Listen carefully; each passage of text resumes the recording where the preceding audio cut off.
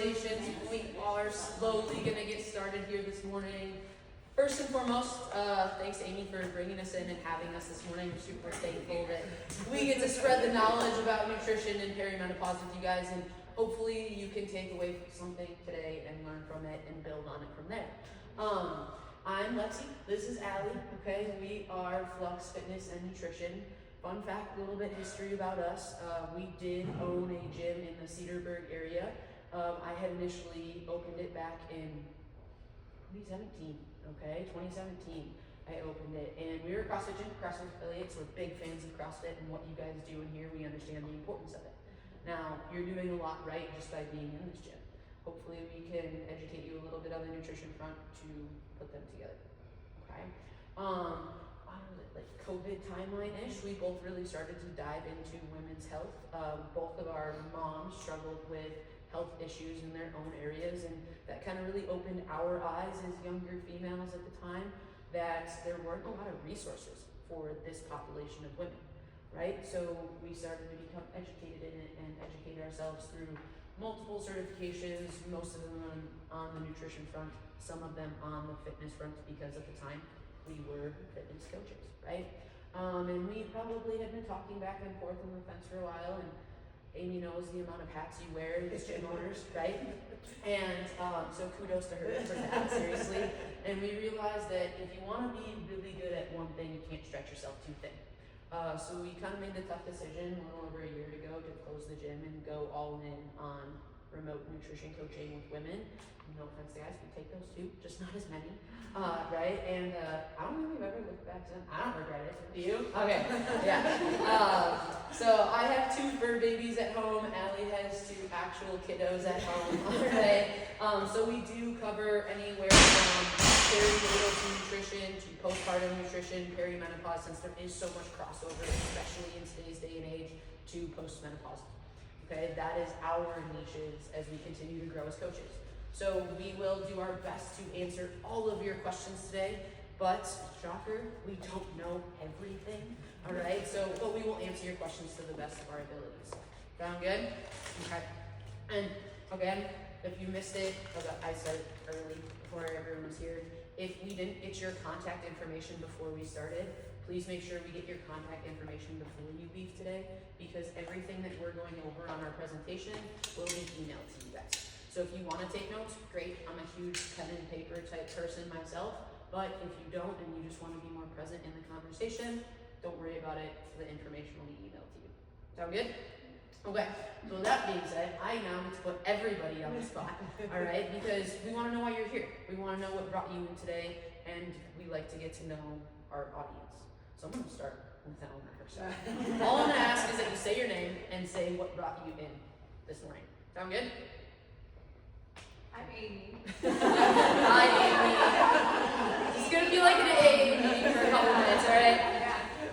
No, I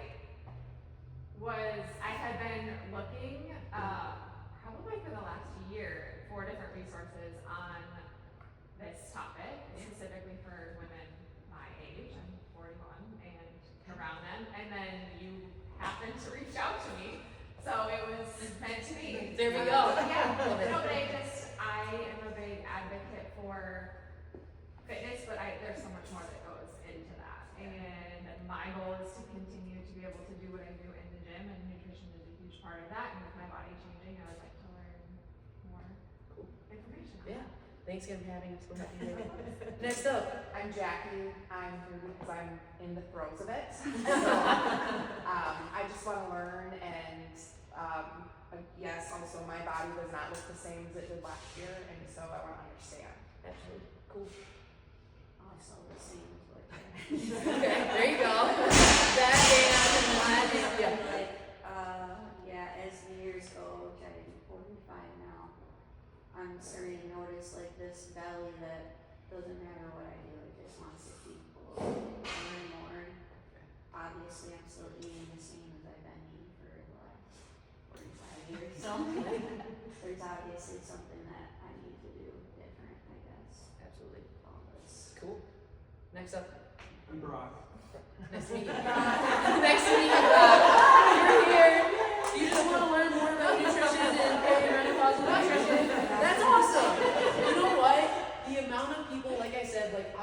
seminars are for everybody. Our last one, we've had husbands bring their wives in before. Like, I am all about, like, knowledge is power, right? The more you know, the more it empowers you to make those informed decisions. So, kudos to you for being here today. Yes, Rock also has a wife. Okay, there we go. So you're gonna take all this and go tell your wife all about it, He right? has to work out with all of I that. love that. I fucking love. I am here for that. All right. Brock gets extra points just for showing us today. No, seriously, awesome. Actually, at our last seminar, and I get off topic really easy if you can't tell. We had a couple guys come in, and I think the guy asked what was it, like 7 or 8 questions. More He was like, I'm like, 2-9. are you trying to win the best husband of the year? I don't know, but yeah. All right, next up. Sarah, and just more like nutrition tips and stuff like that. Cool. Happy to have you. I'm Katie. Hey. Sorry. I'm 39, and like my mom, my sister, my grandma, they all went through things very early or had their bits taken out. So I don't know what's going on. All right. Yeah. It's just like you're going like this right away. Why do I have wax? Yes. Why do I smell? Yes. I love it. All right. There we go. Thanks. Happy you're here. Andrea, I'm into nutrition, and then echoing on what everyone else said, my mom also lost her kids. And I'm becoming acutely aware that my train is moving, so. Yeah. No, absolutely. Absolutely. We should take it off. All right. Let's the chat. Yes. All right. Next up. I'm Kara. Yeah. I am 48 and a half. So I'm starting perimenopause for sure. So starting to have symptoms. Also noticing things are widening and just yeah. So just here to learn more. Okay. Awesome. I'll jump to the front and then we'll finish around back, just so everyone knows that. Erin, Okay. 46. Not good at paying attention to what my body's doing, but everybody around me is talking about it. Yeah. So maybe I'm supposed to pay attention. I don't know that I am noticing things yet, but probably things I should be doing because I've honestly never done anything in nutrition. Okay. And that's okay. So let's, I guess. Best time starts now. Awesome. Happy you're here. I'm Tracy, I'm 51, and deep into perimenopause, and I'm working on the fitness portion, but feel like I need to add in the nutrition portion to be able to progress my fitness portion. Absolutely. Absolutely. And last but not least, Ellie. Allie. Kind of say yes, but Like it. I will do the same thing, bringing in like Kay, our 40th birthday very soon in the next couple months. And I took the leap for fitness a couple years ago, but I don't think nutrition's ever been something.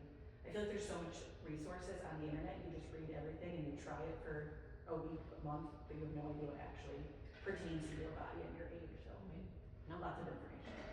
That is fantastic, and all very good reasons that you guys are here. And I love that you said all of your ages without us even asking. You guys look great.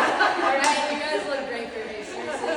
And I know it's hard to believe, but the fact that you guys are in here on any given day doing what you're doing, and I'm sure Amy has told you this before, that sets you apart from the average American so much, right? And what we tell our clients, even on the nutrition front, what you're doing now is going to set you up for longevity, independence, quality of life, only as you continue to age, right? Because the sad reality is we do live in the richest country of the world, and we are the sickest country of the world.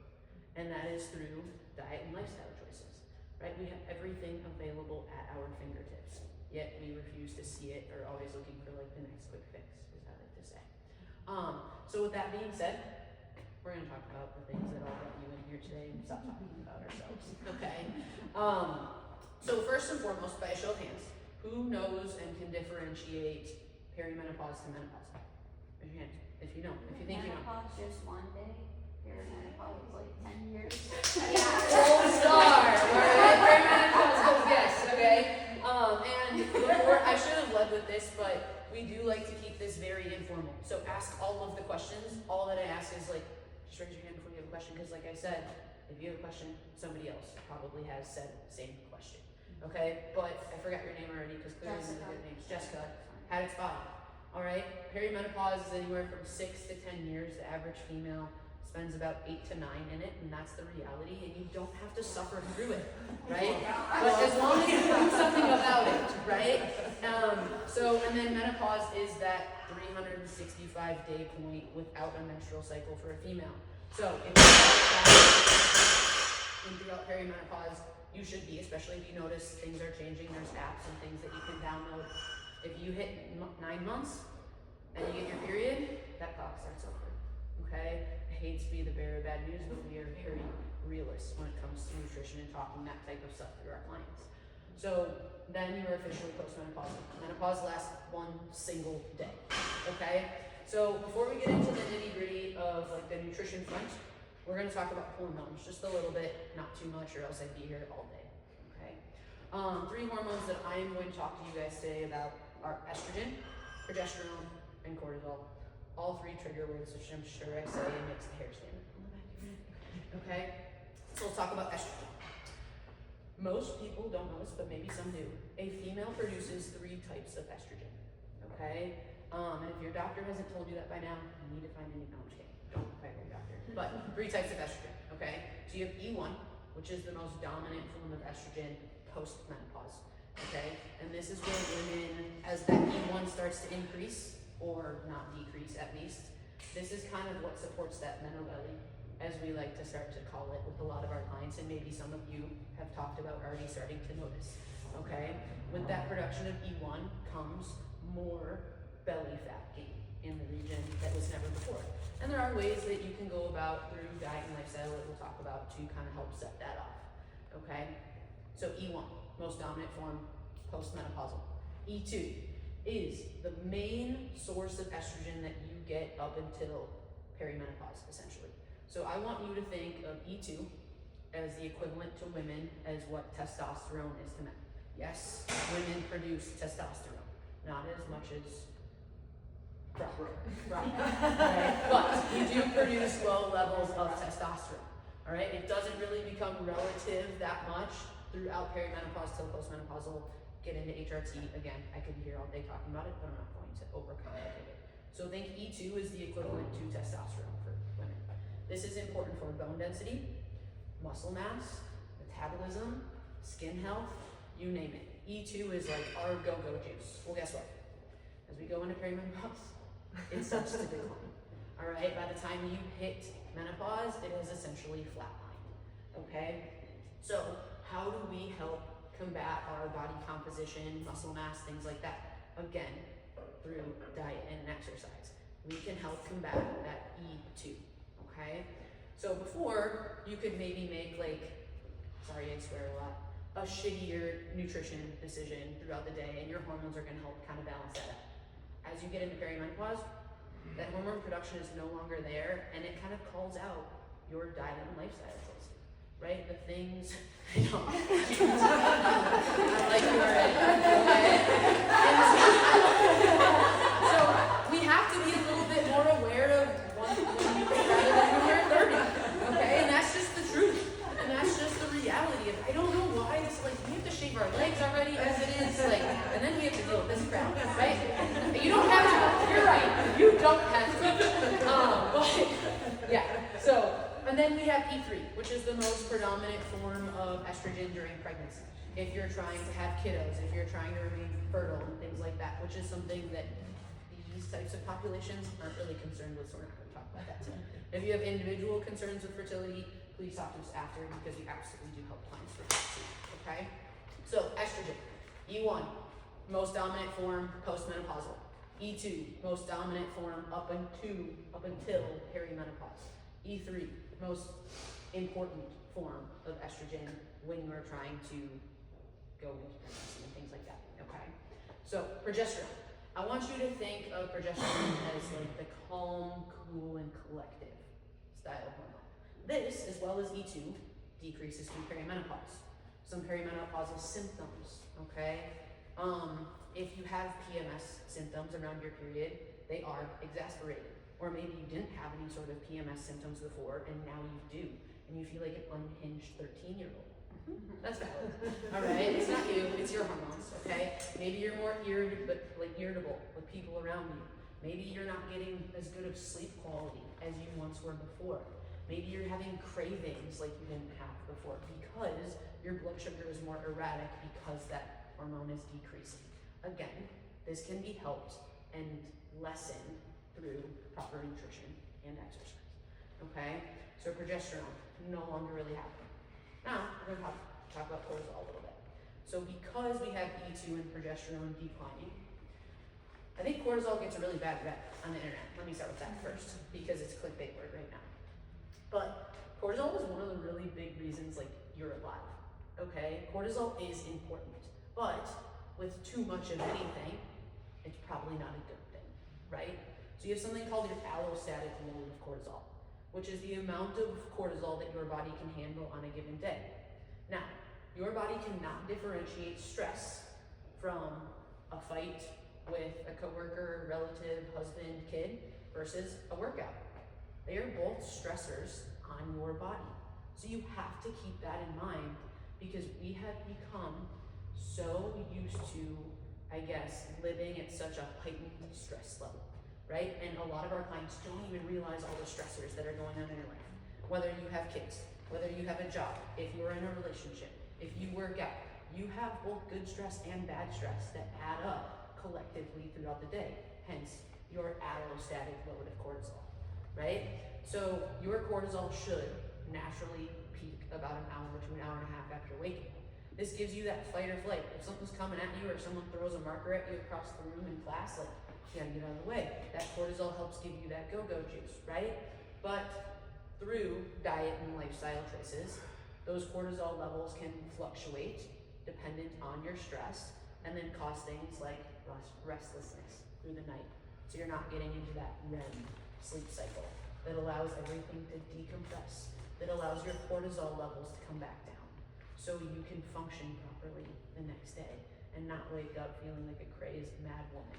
All right? Because again, we know that happens too, and we know that's a commonality and a common theme with a lot of our clients. Does that make sense? Kind of? Okay? So if you want to like throw something at somebody, it might not be you, it might just be what's going on inside of your body with your hormones, okay? I'm not saying go throw, I'm not saying it's okay to go throw things at us, yes. But with that being said, those are just like the prefaces of what is really starting to happen with your hormones as you enter perimenopause. Now, again, remember what I said at the beginning, it's not a night and day difference where all of a sudden you're producing all these hormones and the next day all of a sudden you're not. Perimenopause lasts from 6 to 10 years for the average female. So this starts to decline. Most women don't even realize they're in perimenopause until they're already in the thick of it, right? Because then there are other perimenopausal symptoms like hair loss, nail thinning. You may, we've had clients who have eczema who have never had skin issues before start to develop skin issues, right? Or you may notice the same workouts you were doing and you're eating the same way, your body composition is changing. And you've changed nothing about your routine that once worked before. But as your hormones change, as your body changes, your nutrition and training should as well. So we're gonna talk about that a little bit more. Any questions on hormones? Okay, cool. So, again, everything will be emailed to you after. We are gonna talk about macros. Adam, take it away. Does everybody know the general macros? Carbs, my favorite one. No, that's good. Agreed. Alright, so carbs, proteins, and fats. We'll talk about those a little bit, give a rundown, we'll talk about how they pertain into the stress of life too. But protein, we always like to start there. You guys are coming to the gym, you've heard it. Also can be a very clickbaity word on the internet where everything is protein, which we are all for, but not everything needs to have protein in it. Like not every food item you consume needs to be a protein source. Let protein sources be protein, carbs are carbs, fats are fats, right? We are both very, we both want our clients to be eating as much whole foods as they can, but there is a time and place, and life is crazy that sometimes some processed food comes into our life, and just making sure that we're balancing that well throughout our day, and that we're eating as much whole food as we can, just to start with that. But protein, you've probably heard it the building blocks for literally anything and everything going on in our body. For any tissue development, any cell function, your muscles, all of that, protein is the building block to keep you moving. Like I said, you don't need to have these recipes that have 70 grams of protein in each meal, but we want your protein to be spread out nicely throughout the day. So we like to say eating about every 3 hours or so. So when you're doing that, you should be having that protein spread out throughout your day that way. We also like to talk about like inanimate sizes, portion sizes, because hands, you probably see a lot of hand serving sizes on the internet, are very different sizes. I have small hands, that's not fair. Okay? I want to be able to eat just as much food as her. So when we're thinking about serving sizes of protein, we like to reference a phone. Most people have a smartphone or around something like this, probably pretty frequently throughout your day. Can look intimidating to some people when they're like, holy cow, that's huge, but like, it's not actually that thick, right? So you don't need to be eating those chicken breasts that are like the size of my head that you can get at the grocery store or anything like that. Think nice and steady, even sizes. Or a piece of steak, you might be like, I don't need that big of a piece of steak. Or but sometimes you do. Yeah, yes. But steak's usually a lot thicker. So if you're thinking the thickness of a piece of steak, you can kind of cut that size of the phone in half the other way because you're still filling that same area S. Depending on activity level, this group seems like they are some of our more active group compared to some people we talk to. 3 to 5 servings a day is usually what we'd say, but if you're coming in here, it's probably going to be closer to that 5 servings a day of protein. Yeah, yeah, and no, kind of to build off what Allie said there and how we're tying it into this phase of our life, right? A common symptom associated with perimenopause is anabolic resistance. Has anybody ever heard of that before? Raise your hand if you have. Maybe not, I won't make you answer your question, I promise. Okay, so what anabolic resistance is what happens when that E2 starts to decline. It is harder for our body not only to build muscle, but to maintain muscle. So in relevance of protein, like we were talking about from that serving size, and about every 3 to 5 hours, right? Our protein demands as women go up, typically, right? So if we're working with a client we're working with them before they enter perimenopause, we are more trying to gear that toward the amount of protein that you should have for your lean muscle mass. Now, if you're in perimenopause, postmenopausal, again, I'm gonna say it again, the protein demands go up. So we bump that number up for the client. Nutrition is so individual, right? Which I'm sure you guys have heard before, because what works for Allie isn't gonna work for me, and it's not gonna work for Amy or the next person. So you have to find, according to those serving sizes, I don't know, sometimes I hear, okay, serving sizes that work for you, right? So to kind of give you a relevance or an example of what anabolic resistance is going on, is I want you to pretend that door is just wide open. In order to go through protein synthesis, which is the way your body builds muscle, that door is always open before perimenopause, right? Protein synthesis can happen easy. You walk in and out whenever you want. Perimenopause starts, boom. Wave my wand, whatever the fuck you want to call it, turns into a revolving door, all right? And it's trying to throw a ping pong through this spinning revolving door to go through protein synthesis, okay? So it becomes harder, hence why we have our clients increase their protein intake, because amino acids are essential for protein synthesis, right? If you are not consuming enough amino acids, you cannot go build said muscle mass to keep that muscle definition that you want to maintain so badly, right? Does that kind of make sense of how that ties into perimenopause? And because that E2 is declining, that's why the revolving door example starts to set in. So you have to make sure that you're eating protein adequately throughout the day. If you struggle with cravings in the afternoon, if you struggle with irritability, I can tell you right now you are under eating in protein, okay? But going off to what Allie said as well, everyone wants to add protein to everything nowadays, right? And if you are in a phase where you're trying to drop body fat, we'll use that for example, it's still calories. If you're eating a bagel with 30 grams of protein in it, you don't need 80 grams of protein said in one sitting. Right? So if we're looking at grams, because we are nutrition coaches who do not victimize processed foods or prepackaged foods. In fact, I ate some on the way in this morning for my breakfast. Okay, thank you. Dried mango slices. But so with that being said, like, you need that for convenience, right? You have 17 and 1 things to do in a day, let alone take care of yourself. If it's a matter of our client, eating a whole food source or making a protein shake on their way out the door from the gym because they have to go to soccer and then band and then piano, you name it. Those said, processed proteins, pre-made proteins are an awesome source because it's better than nothing, okay? Nutrition is not about being perfect. It's about being pretty damn good most of the time. Does that make sense?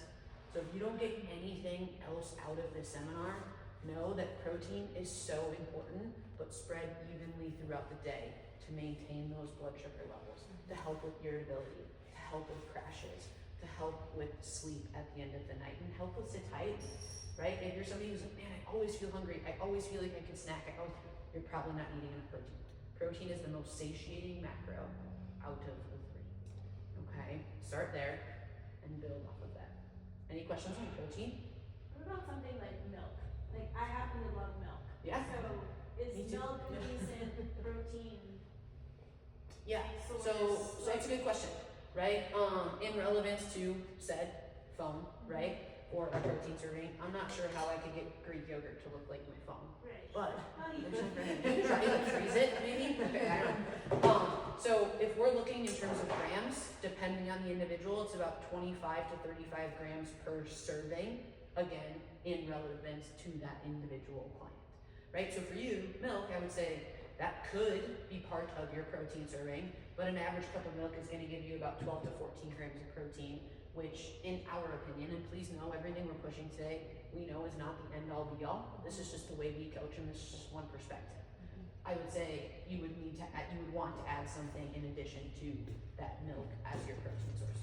Does that help? Okay. And like your protein source, like the 30 grams, let's just say, it doesn't all have to come from one item in that meal too. So keep that in mind, like maybe I don't want to eat that much chicken or whatever. Drink 3 cups of milk. Yeah. For one. But if you're having that with like turkey bacon and eggs for your breakfast or something like that, it's still all gonna total up that way. Yeah, absolutely. Any other questions on protein? What are your thoughts on amino acid supplements? Okay. Amino acid supplements, peptides. Let's talk about both of those because it's a very common theme right now. So, and again, please know that all of our responses are based off of our viewpoints on things, okay? I think amino acids can be beneficial in the sense of helping people drink more water. And do I think they really help you over time? There's research out there that proves both. From my individual clients, I think it might help you move the needle for like that top 5%. Again, I think it's gonna help you build better habits around hydration, more so than the absorption of the amino acids in said product. Same with peptides. And I don't mean to offend anybody, because I know it's a big thing right now, right? But with peptides and things like that, we are nutrition coach. We don't push a ton of supplements, all right? There's a few that we talk, and we'll talk about magnesium and fish oil and stuff, right? But for amino acids, if it helps you drink more water, great. Like amino energy, I have that couple scoops of that a few times throughout the day in my blender bottle to help me maintain hydration. Because if you are dehydrated, okay, your protein synthesis then can decrease by up to 33%. So if you already have a revolving door that's making it hard to build muscle, and then you're dehydrated on top of it, it absolutely will decrease the amount of protein synthesis that occurs in your body throughout the day. It was a long answer. No, Does that that's answer your question? What if Yeah. you're injecting peptides? Say that again? Like my husband injects peptides in his knee. That's really good for like collagen, right? Like collagen and rebuilding like tendon and ligament health. But I think the injection peptides are very different than like the dietary peptides that you'll find to like mix in said water, right? Like you have to remember this, guys. Every product like protein powder, supplement, BCAA, creatine, you name it, has a supplement label on the back of this, okay? Versus a nutrition label. And maybe some of you know where I'm going with this. Supplement labels, people that have supplements don't have to be fact checked, right? If they have a schnick ton of money and want to launch a product, boom, it can take off. Pump a bunch of money into social media. I think a lot of people forget that Instagram, TikTok, what other ones am I missing? Threads. Okay, I'm not really big on social media, sorry. This is our modern day commercial, right? No one watches TV anymore.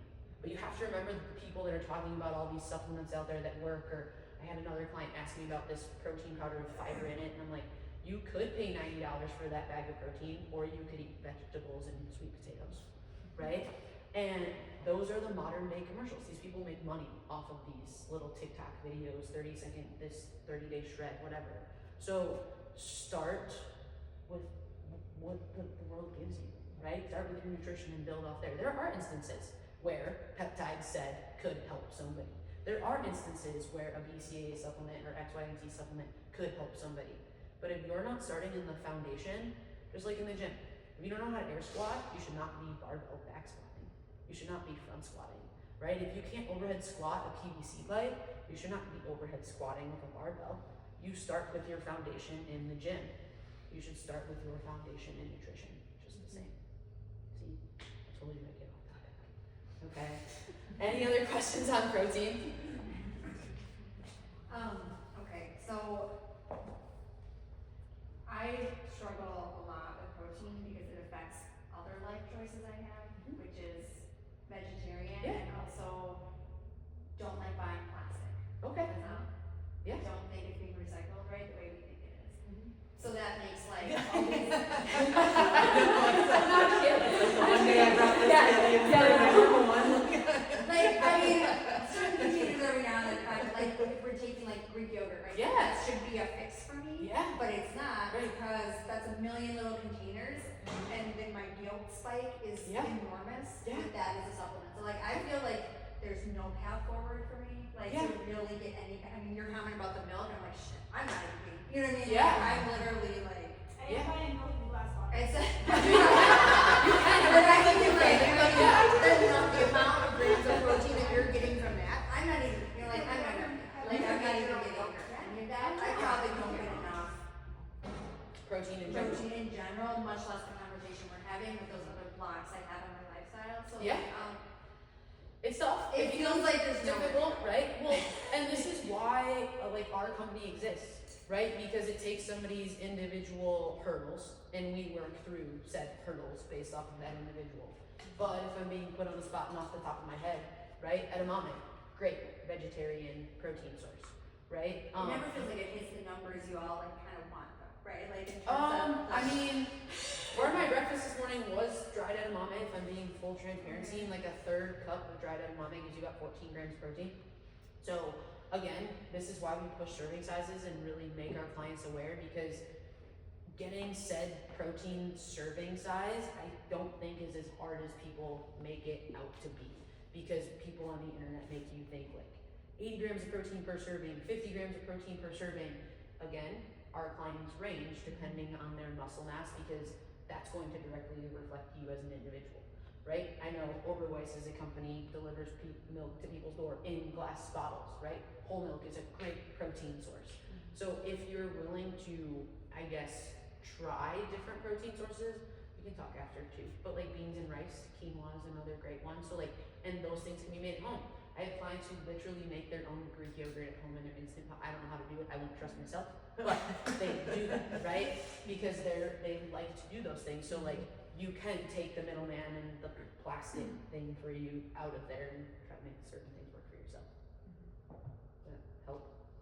Yeah, I mean, I always feel like I'm just super underperforming in the green aspect. You know, and you have to start somewhere, right? Again, like coming into this, like it's not an all or nothing thing when it comes to nutrition. You have to take it one step at a time. So maybe like with Allie, she said 3 to 5 servings per day. Maybe your goal for the first few weeks is 3 servings. And then after the next few weeks, it's 4. Don't think that you have to go from 0 to 60 on day 1, right? You didn't get to where you are in the gym right now just on your first day, right? I hope that helps. When you're saying serving size, so that phone would be how much I should eat just 3 times a day? 3 to 5, 4 depending of on. those in one sitting. Oh, wow. And that's like, you know, and then like, again, this is like more of like an individual thing, you know, but like there's nothing wrong with that. Absolutely, right? Like, and again, this is why I preface with the 25 to 35 grams in a serving, right? But at the end of the day, your body only needs, you have to remember calories are a form of energy, right? Your body only needs so much energy at once.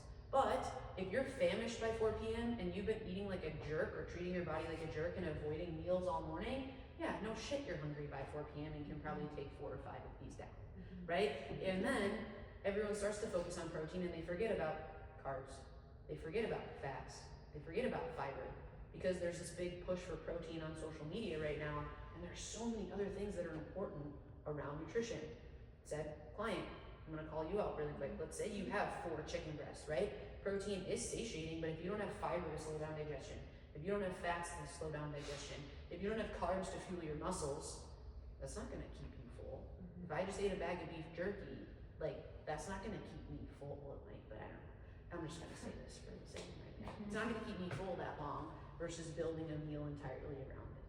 So I'd say look at the other things that encompass that meal as well as your 4 phone-sized chicken breasts, and see if you can like replace some of those other things with carbs, fat, vegetables, fiber.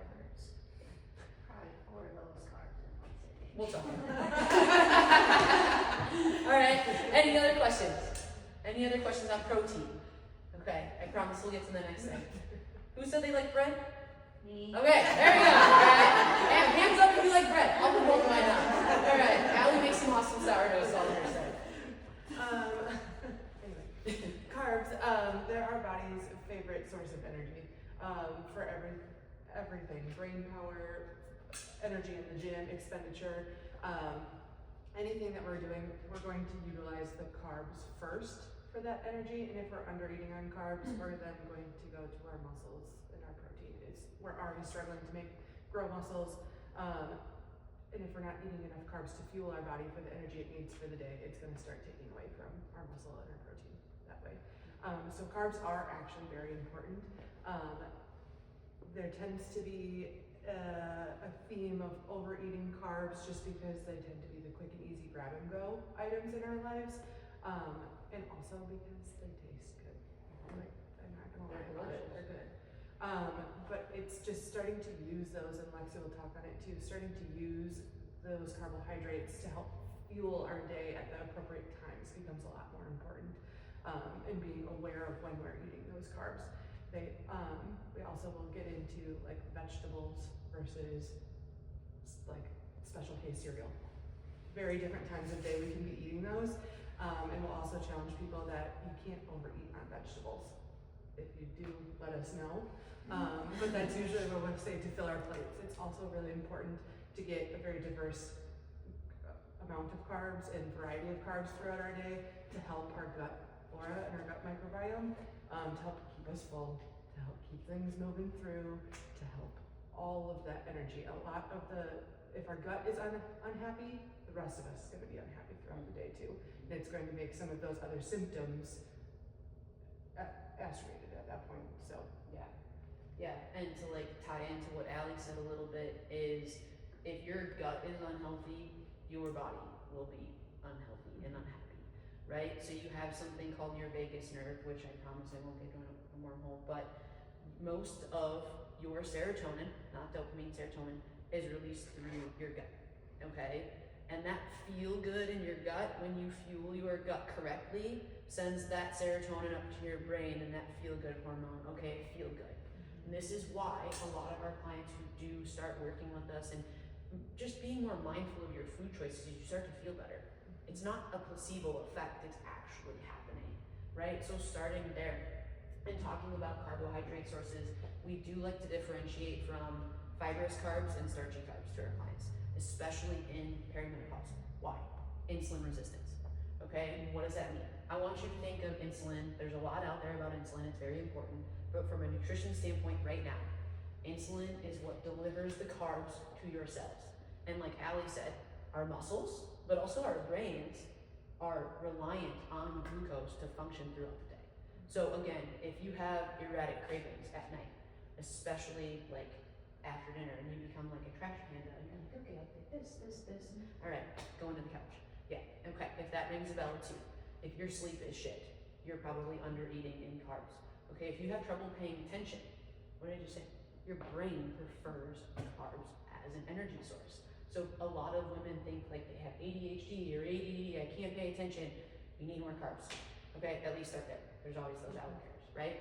And so with that being said, glucose is what fuels everything. That is our preferred energy source. If you're in here kicking ass 4 or 5 days a week and you're under eating in carbs and you're not fueling your muscles with carbs, especially if you're a 5 a.m.er and you're coming in working out fasted, because women are not small men and we are very different in our hormones, right? You need to make sure that you are fueling correctly, because guess what? If you're not, your body's going to use its second preferred energy source, amino acids. Where are those found? Your muscles, okay? So let's use the example. Again, very similar to protein. We focus on fueling carbs steadily throughout the day. Now, when we recommend starchy carbs versus fibrous carbs, more starchy carbs around your more active times of the day, and I'm gonna include activity, not just in the gym, right? I raked leaves for like 4.5 hours last weekend and I was sore as shit the next day. Let me tell you, okay? That's activity. Hiking with a friend, you know, going, playing on, like having a play date with your kids, you name it, like getting X, Y, and Z done around the house. That is activity, right? Us as CrossFitters kind of have that little fault where it's like, if I just didn't do 30 clean and jerks, it ain't a workout, right? I was the same mindset, but you have to open up that mindset and realize that activity can come in various forms. And so, hence, like Allie said, I had an old friend and she was like, Lexi, I would love to hire you as a nutrition coach, but I can't. And I said, Betsy, why? And she's like, I love Special K cereal and I will not give it up. And like I said earlier, we are the nutrition coaches where if you like something like that, like I love shredded beef, like it's weird, but I love it, okay? And there are better times to have something like that around your activity versus not. Told Betsy that, I'm pretty sure she almost cried on the spot, okay? She lost 23 pounds and she's still down most of that weight, right? And that's what's amazing about nutrition is you don't have to be perfect, you just have to be pretty damn good most of the time, right? And then away from those active times, those fibrous carbs kick in, like Allie talked about vegetables. For our clients, veggies are free. You can eat as many vegetables as you want. Knock on wood, we've never had a client overeat on vegetables, but there's a first time for everything, right? And when it comes to those vegetables, we do recommend like eating the rainbow. If you are more of a picky eater, that's fine. Salsa, we count it. Pasta sauce, we count it, right? Things like that. Those are made of vegetables. Ketchup, probably not, okay? But you get the point. We can only go so far. But there are ways to sneak veggies into your meals, and these are things that we walk through with our one-on-one clients as well. So again, steadily fed throughout the day. Because that insulin resistance is happening, we're not processing those carbs as efficiently as we once were. That timing does start to matter, because if you don't pay attention to that timing, enter Menobelly into the group chat, okay? And this is where it starts to happen, right? We start to hang on to that glucose and those carbs a little bit more because the signals aren't there to process it the same. Like I said, I don't know why we picked the short end of the stick, but we did with some things, and that's okay, okay? That just empowers us to make those informed decisions like we could. So don't think that you can't have sourdough bread. Don't think that you can't have bread. Don't think that you can't have granola bars, but I may judge you if you like the Nutri-Grain Valley Crunch bars that just disintegrate as soon as you bite into them. So with that being said, just make sure the timing of those things matter. Now, let's say Allie, she has 2 kids, right? She has to be out the door by 3 to go do all of said kiddo things till bedtime. She's like, I'm not gonna be able to sit down and eat a meal, but I can absolutely, you know, grab a couple, like a bag of dried mango, I can grab some hard-boiled eggs, I can grab a cheese stick and carrots. That's really random, but you get the point, right? Allie's eating processed carbs. Who fucking cares? Okay, Allie's eating. And we would 10 out of 10 times have you eat versus skip a meal because you're eating something processed. If you come across some expert's page on Instagram this afternoon and they victimize processed carbs, run, okay? Because something is always better than nothing when it comes to nutrition.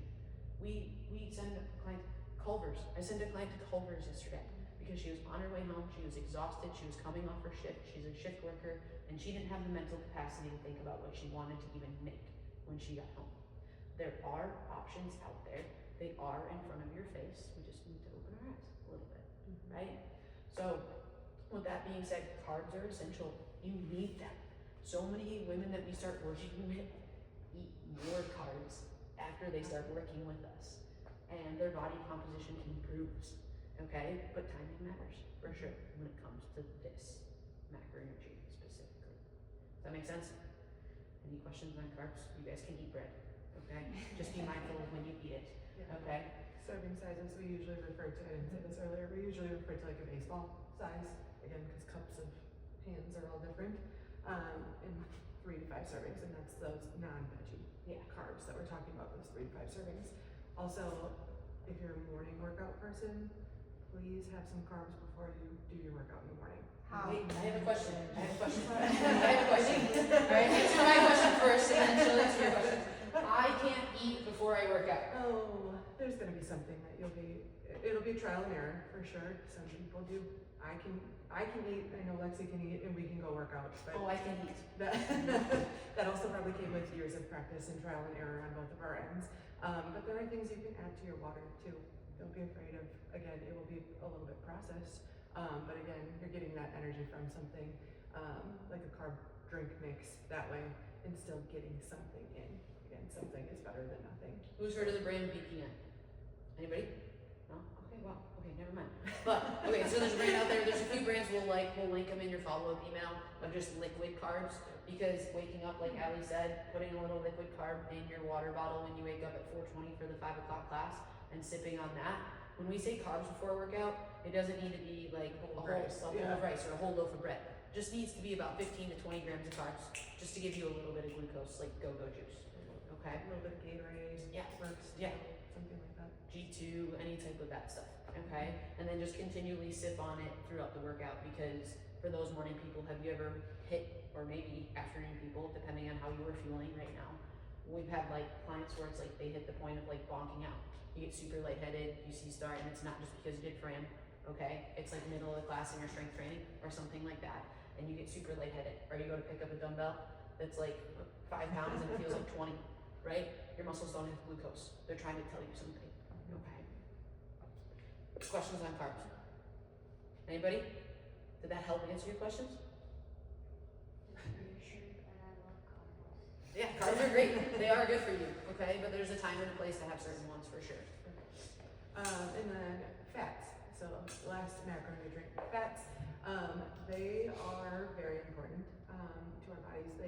For a while, I feel like we're kind of taking over from carbs, but people have realized that carbs still are the energy source that we need. Fats are really important for hormone production.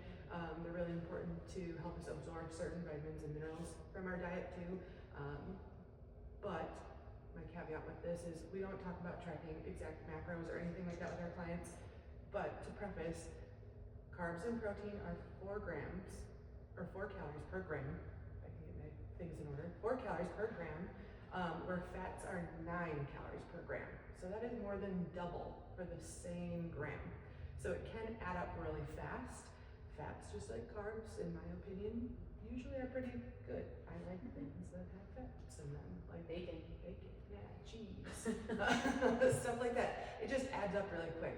You're thinking about like a Cobb salad, and you get something that then has that bacon, the cheese, the avocado, the hard-boiled egg, the dressing, and all of a sudden you've got this really calorie-dense meal. It's all still good stuff, but it adds up really quick. So we just like to always be conscious when we're talking about fats with people that way. It's also really hard to say like, oh, I want you to eat a thumb's worth of fat, because you can eat a whole lot more avocado than the size of your thumb versus olive oil. It is also easy to find fats in a lot of things when we start cooking them at home. The amount of avocado oil or olive oil or whatever that you use to cook something, and you are still consuming it. So it does still appear in our meals that way. So we just need to be aware of where we're putting those fats. And in terms of like that inanimate object serving size, because Ali said this is probably the biggest gray area when it comes to macronutrients, we'll typically say about like a golf ball to a racquetball size, depending on the source. And with our clients, we do break that down to make sure you know what is what. And we will send that information along in the follow-up as well. But be mindful of your fat sources, right? But also, fats are really important during this time. I'm gonna touch on brain fog again, okay? And cognitive function, and the gray matter in your brain, right? Our nerve cells, so how your brain communicates with your hand, when you said clean and jerk, ring row, you name it, talk to somebody. Without that essential fatty acid specific omega-3s, those cell functions, those nerve functions can't communicate as well. Okay, so if you have followed something like RP and they don't take women's health or perimenopause into account, right? Very said cookie cutter style diet template that we've worked with a lot of clients with histories of working through them.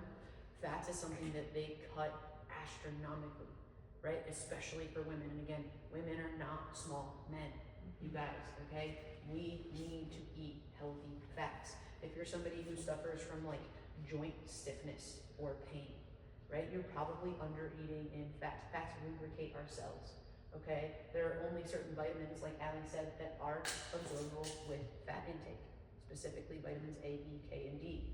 D, we live in Wisconsin, all right? We are lucky to see the sun someday, right? A lot of our clients do supplement with vitamin D, especially this time of year. Who here has taken a multivitamin, supplement, you named it, and peed highlighter yellow right after? Okay. You can take your $20 and throw it down the toilet, right? I don't really do that. But that tells you that like that is said vitamins excreted through your urine. You're not absorbing those vitamins. So whenever you are taking vitamins, especially if you are taking any right now, try to consume them with some healthy fats. That's going to increase the absorption ability of them, okay? Fat also allows, like I said, not just our nerve cells, but just our cells to communicate with one another. That means we can absorb things better within our gut with healthy fats. So fish oil is something we like to recommend, especially for our perimenopausal ladies, because it not only helps you break down fats, but helps you break down carbs, giving you that proper ratio of DHEA, EA to EPA. Okay, and those are omega-3 fatty acids if you don't know. And there are specific brands that I'll link to recommend as well if you are interested on fish oil and supplements like that. But again, you do have to be mindful of the amount of calories that fat sources do bring to your day. If you are somebody who is trying to improve their body composition, it is important that you are not over consuming fats, but not absolutely decreasing them in any way. We do not believe in any sort of nutrition plan that omits an entire macronutrient, right? They all serve their time and place and purpose within your day, fueling your body correctly. Does that make sense? Okay, any questions on fats? Please eat them, they're delicious. Who doesn't like bacon? And it's your vegetarian. So, does anybody have any questions that we maybe didn't answer across just like the basics of macros when it comes to perimenopause? Or maybe something that you've heard from said expert online or read somewhere? A question about Yeah. olive oil, so that's Yeah. good fat. Yeah. So like my husband's trying to convince me that I should take 1 shot glass of olive oil every morning for whatever reason. He didn't really tell me. He said it was good for me. And I tried to do it and I threw it back up because that's just disgusting to drink. And so Was he trying to was it April 1st? Or like is it I have something never that people heard. are doing this? I would say that's like one of the trends up there with like apple cider vinegar and lemon water Yeah, and and I things tried like that that. too, and Yeah. that was also terrible. Yeah. I would ask next time your husband asks you to do something, like why he asks you to do that, and like again, like you know, we can't push it enough. Like there and like Amy, you do nutrition, right?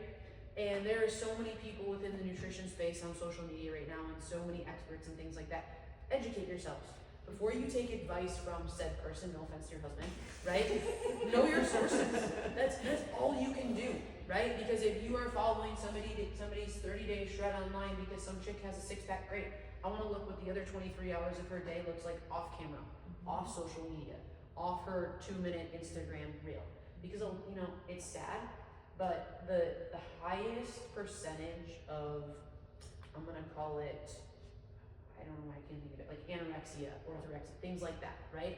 Come within the fitness space of fitness coaches, right? So please know that Susie's 30-day shred program through December probably isn't gonna have you looking like Susie 30 days later, because women are going through anabolic resistance at this time. You are going through insulin resistance at this time. Your body composition can change 100%. Perimenopause does slow it down a little bit. And I'm not trying to be a jerk by saying that, I'm just trying to be very real with you. Those things can happen. You can have like the body composition you want. We have clients who have been like, I really want a 6-pack. I'm like, Okay, if that's what you want, and these are the steps you have to take to get there, if you are willing to do said steps, we will get you there. We have clients who want to see more definition in their upper back, right? You put the work in the gym, you should be reaping the benefits outside of the gym, right? So making sure you're doing those things aside from maybe taking a shot of olive oil every morning, right? I wouldn't recommend it, but yeah, you love your husband, so good for you. Yeah. I'd rather just eat it with my Yeah, food. I'd rather like cook my veggies in it or something like that. But yeah, I'm not sure where you got that. Yeah, I don't know why. It was like Gary Brecka or something. He watches Okay. him a lot. Yeah. Not something I would recommend. That's all I have to say. Yeah. Any other questions? Okay, so I always like to talk about a couple common myths behind perimenopause and like things that are really popular within and nobody's brought up, which is fine. So let's talk about fasting. Okay?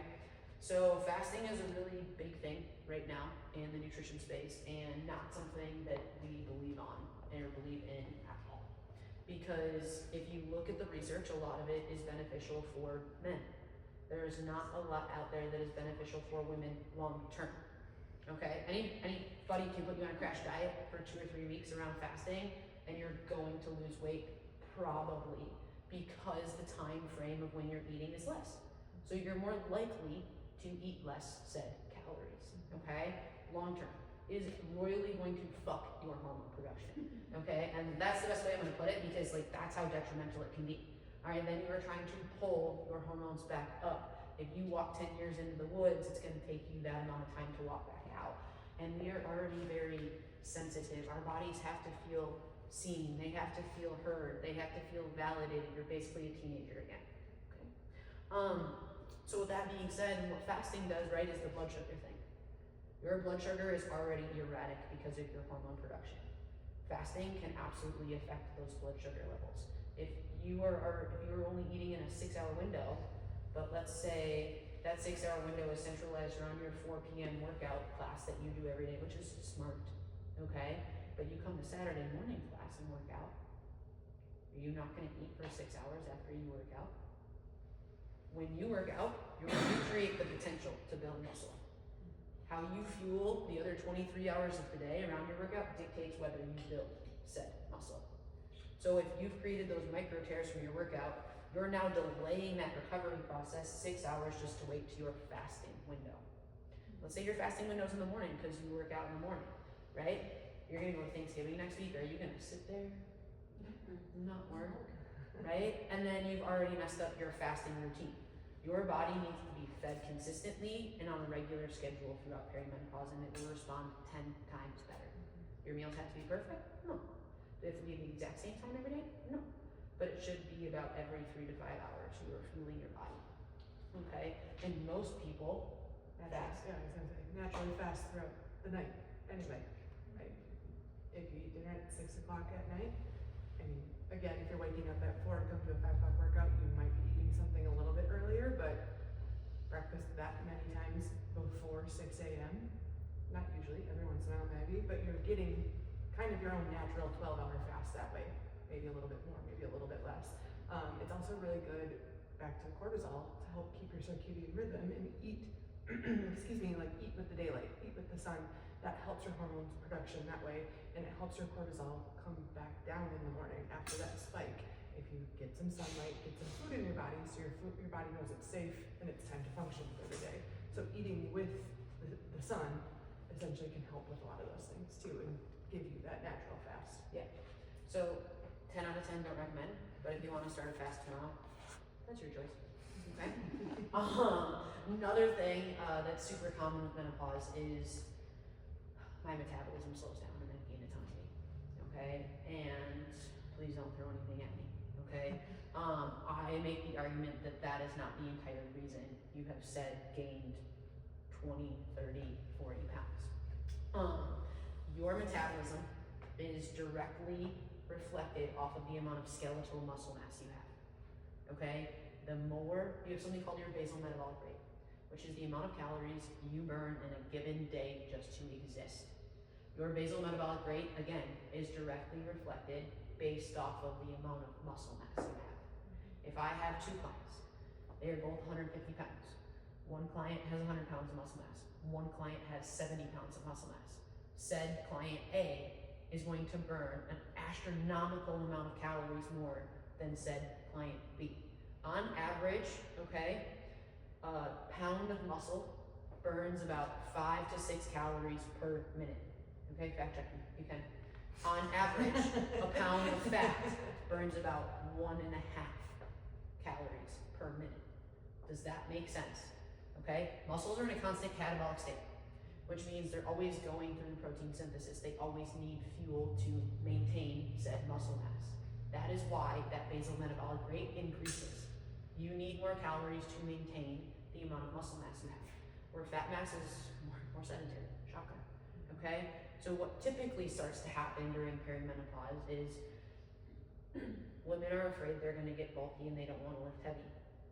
Well, I'm not here to afraid tell of you. that. Okay, good. Because lifting heavy muscle is tight and toned and lean and really small. Lifting heavy doesn't make you bulky. Eating cupcakes might, okay? Lifting heavy does not make you bulky, all right? So you need to make sure that you maintain lifting those heavy weights in the space that you already are relative to you, right? Allie and I, we have different deadlift 1 rep maxes. So Susie has a different 1 rep max than us. You're lifting heavy relative to you. We always like to say lift heavy without lifting like an asshole, right? You don't ever want to compromise your form for lifting heavy, hence keeping it relative to you. Exactly. So with that being said, yes, your basal metabolic rate will decrease as you age. If you maintain the same calorie consumption once you were, yes, you will put on body fat, right? Your priorities start to shift as you age. You stop prioritizing training as much. Not you guys, but the average person, okay? There's a few more wine and cheese nights because people are empty nesters, right? They're not always chasing their kids around or running from one activity to the other. So the time spent at home is more sedentary. Lifestyle factors start to change. And your hormones do change. Your metabolism does slow down slightly from, perimenopause every year, slightly, but not a reason you're gaining 30 to 40 pounds and so on. Does that make sense? Did I piss anyone off? Want to be the first time? Okay. I think that's actually more like hopeful. Yeah. No, seriously. And I'm not trying to be like, oh my gosh, that's amazing. Like, we have clients who look great. Like, you guys compared to the average female in America look fantastic for your age, right? Because you already have a really good start being in a gym like this, said 3, 4, 5 days a week, you name it. But you need to maintain resistance training, right? Nutrition is great, fitness is great, together they're better, okay? You're not gonna reap the benefits of one without focusing a little bit on the other one as well. Does that make sense? Okay. So those are just a couple of the myths behind weight gain and perimenopause that I like to touch on. Now that's all we have to talk to you guys about. Are there any last questions that maybe have popped up? So, creatine. Creatine. I know we already talked about supplements, but. Well, not really, but yeah, we've been here for an hour. We could be here all day with that. What's your question on creatine? I don't know if I have a question. I've started taking it, and I'm taking 5 grams a day. Why did you start taking creatine? Because I've been listening to Stacey Sims. Love it. Love it. Love her. This is not a trick question. No, I'm just curious. Yeah, no trick. I'm sorry. I didn't mean it like that. I didn't mean it like that. Yeah. No. Okay. Did you think me down this road? What did you do? That's how I felt. No, okay. So you started taking creatine because of Stacey Sims. Do you know why she pushes creatine? Or why our companies like us push creatine? It's primarily, it's for muscle support, but also brain health is my understanding. I mean, she's a physiologist, she seems to know what she's talking about. Yeah, she does. No, I love her. She does. No, she does. Alright. Met her personally. Yeah. She is from the UK. Yeah, okay. So, creatine. We do recommend it to our clients who work out regularly. Okay? If you're not resistance training regularly, I don't really recommend it to clients, but again, this is just our way of coaching, right? If you are resistance training, I 10 out of 10 do recommend it to clients. Why? Okay? Creatine brings water to your muscles, right? Like back in like the 2000s, like when I first started working out, okay, early 2000s, every pre-workout had creatine in it. Get this awesome pump, right? Everyone's like, oh, creatine's great for the pump. I'm like, do you understand why you're even taking it, right? Said musclehead probably said no, okay? Now, creatine brings water to the muscles. Remember what I said about dehydration and protein synthesis? Absolutely why you should be taking creatine, okay? It doesn't matter what time of day, okay? There's a lot of research out there that just shows as long as you're taking it consistently every day, and I don't, I don't follow you around home, but I think you take it in the morning. Oh, yeah. Okay, That's yeah. like the first thing. We don't live together, but yeah, you get the point, right? That's what I've built into my routine, and I'll forget to do it Yes. otherwise. So it's just right away the first water I have in the morning is it in. And I do work out in the morning, but it's Yeah. not every day. No, but yeah, I'm the same way. I put creatine in my water first thing in the morning, and I take it every day. Whether you're working out or not working out, you should be taking creatine every day because you're hydrated, right? If you're hydrated, you're probably gonna be able to think more clearly too. Hence the cognition enhancement there coming from creatine as well. So creatine at the end of the day, it really helps you maintain your hydration. You have these sodium, potassium pumps in all your cells. See, now I'm going down this wormhole. All right, creatine helps bring water into those cells, which helps you maintain hydration, right? If you're somebody who drinks water, plain water, and you're peeing like 5-10 minutes later, you're not absorbing that fluid. You're peeing it right out. And creatine is one of the supplements that can help you stay hydrated. So, yeah. And it also dehydrate you though, so if you, cause I have found that I have maybe other issues, and I don't know if they're related to taking creatine or not, but if it's pulling water into your muscles, and you have a day where you haven't done well drinking your water. You will have, like, we've had clients with like gut, like knots in their belly and like gastrointestinal distress, because if you are taking creatine, you better be drinking enough water too, because it will pull muscles into your cell, or water into your muscles, right? And it does take water, like if you're only consuming a certain amount of water and it's getting pulled into your muscles first and foremost, yeah, it will pull water out of other areas of your body. So you have to make sure you're drinking enough. With that being said. Creatine monohydrate. Yep. And then, do you recommend 5 grams? And then do you have viewpoints on if you do like 10 grams that there's brain benefits that your muscles take the 5 grams? I've been trying to do more reading on this, so maybe you'll have a little bit more. That is usually the point where they'll say that you notice more, but again, with not all women are like size-wise just smaller than men. Some, we're all different, but some of it does have to do with just like the size of your body too. Like if you are only 105 pounds, it's hard to just prescribe a specific dose to the general population and say this is when this happens and this is when this happens, because our body sizes are different too and what the muscle mass on our body. So yeah, it's kind of an indirect answer. I think 5 is a good just baseline if I have to put a number on it, but Yeah, the difference between 5 and 10 grams, like, that's probably something that I myself haven't done a ton of research on. It is like one of the newer things people are starting to look into in the nutrition space, but I wish I could give you a better answer. it also depends on like how much you eat. Like creatine Yeah. is, you get it in food too. It's not like you can only get it from a supplement in the powder form or in a gummy The form or only anything. clients that I have had increase their creatine, and it's mostly men because they want to put on as much muscle as possible, have had a lot more like GI issues and gut cramping after increasing their creatine consumption. So that's my personal experience with clients working through it. But doesn't mean that it's bad or you shouldn't be doing it. Something that you probably just have to do a little bit more of your own research on. Any other questions? Is there a brand that you like better than others? We like Momentous in terms of creatine. There's a brand out there called Thorn. Love that because they go through a lot of studies, and a lot of their supplements will say like nutrition facts on the back of them because they have gone to the FDA and have their like supplements put through things and tests and stuff like that. In terms of protein powder, do you sell protein powder here? Okay, great. Ascent. All right. I didn't want to knock the one that you sold. I like Ascent personally. When we had the gym and we sold it at our gym the entire time it was open. And again, I like Ascent because they have a nutrition facts label on the back of their bag compared to a lot of other proteins out there that say supplement facts. So they again have gone through the FDA. Everything's been tested in their powders, and what is on their label is in their product. We also have a lot of clients who have like dairy intolerances or like high sensitivities, and a scent usually goes down pretty well with them.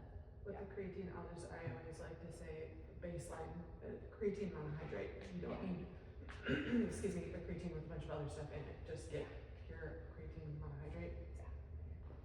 That's the baseline. Yeah. Any other questions? Are there other supplements you recommend? The creatine, the fish oil, the vitamin D? The only other one I'm gonna say is magnesium glycinate. And that is because it's an oxidative, like, stress supplement. So it can help your body get into that rest and digest mode later in the day. We typically will say like in the afternoon, or I take it with dinner every night. It helps you get into that like REM sleep cycle as well as eating carbs before bed. So yeah, magnesium is probably the only other one where you should start there. Again, there are supplements that are beneficial to other individuals, but yeah. So we do get into like blood work results and things like that with some of our clients and outliers, especially like TSH, T3, free T4, things like that, to see where you are in perimenopause, and other supplements or adaptogens can help you in that sense. So it is really not a one size fits all thing, but for sure magnesium. Fish oil, magnesium, creatine, especially for you guys because you're all working out, was where I would start for sure. Question? So in my case, I had hysterectomy. Obviously a lot younger than most. Yeah. So how do you know where you are in like the whole perimenopause thing? Because you don't have a cycle, you don't have Right, cycles. right. Is that more something like blood work? Yeah, so for you, I would say 100% go get blood work done. That should be covered by most like PCPs. Okay. You just have to ask for it, and you have to be able to advocate for yourself. Most of that blood work is covered, and I don't want to say most because everyone's health insurance is different, but they can test that for sure. Yeah, you just have to ask. Any other questions? Well, thank you guys so much for having us. It was awesome to come and chat nutrition with you guys. We will be sending out all of the follow-up information. Again, we do offer one-on-one nutrition coaching. We do offer a 48-hour discount for anybody that wants to hop on a call with us and learn about the program. We'll send a little bit detail of like what that entails moving forward. If we have some cards up here, if anybody's interested, just for attending, you guys do get a free nutrition consult with us if you want to take advantage of it. So please do so. Our contact information is on the back. And thanks for letting us hop in today, Amy, and chit chat. Yeah.